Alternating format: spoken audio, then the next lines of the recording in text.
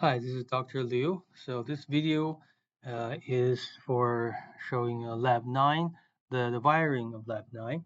I was running the app, so I left this light partially turned on. So let's go through the wiring.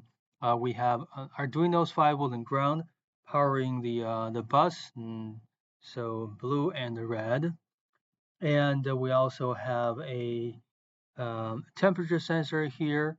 The left is 5 volt, the right is ground, and the middle is the analog output. So the only brown wire I found. This is a very uncommon. So I connected to A0. So that's an analog output voltage.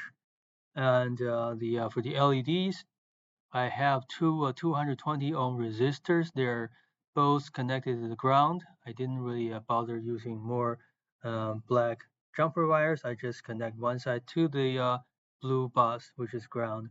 The other side is to the cathode of the green and the cathode of the red. And green has a green jumper wire. The red has a red jumper wire. So the green goes into pin 12, red goes into pin 11. Even though they look like they're swapped, they're not. They're just crisscrossing like that. But the green is on 12. And over this side is the Bluetooth module. So let me try to block some of the ceiling lights to be able to read this module. You can see the blinking of lights. Yours may not exactly blink the same color, but at least there's probably one blue uh, or one red or both. The blinking means the module is not connected to a smartphone, so it's free to connect. And you can also see the connections right here. They're all printed in this white silk screen. I replaced the right angle header on this module with straight header so I can do this. I can easily point, but please do not bend those right angle headers. You would want to keep them the way they are. I do this so I can show you the connections. And the top pin here, state, is not used. The bottom pin, enable, is not used. It's automatically enabled. So only the middle 4 pins are used.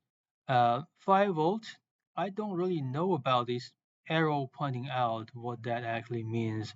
And 5 volt is supplied to VCC, and 0 volt ground is supplied to the ground.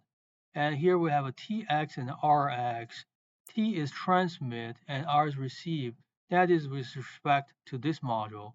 So this module transmits to Arduino, so that TX should be connected to the Arduino's RX. And the RX of this module is connected to the Arduino's TX, except that this whole module is a 3.3 volt logic. So it says level 3.3 volt, which means if you want to send signals to this with your Arduino TX, you need to do a voltage shifter to shift your 5 volt logic into 3.3. So that's what I have here with a couple of resistors. So let's see how this is connected again. So this is, um, let's see, 5 volt and ground. I couldn't really, okay. All right, so here's the 5 volt red and here's ground. Okay, and the TX has the orange, faded orange wire, and that goes into pin number 2.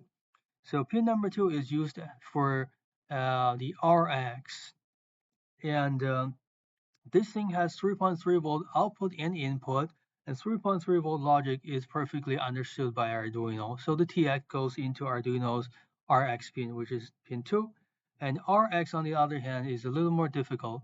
So what RX is doing here, let's see. Oh, here, this right here is a 2.2K 2K resistor. So it has one side to the ground, and the other side is actually connected to the RX pin. And this side of a 1K resistor also is connected to the RX pin. So you can imagine the RX pin sitting on the row 5 has these two. It has these two holes that I plugged in the 2K resistors leg and the 1K resistors leg.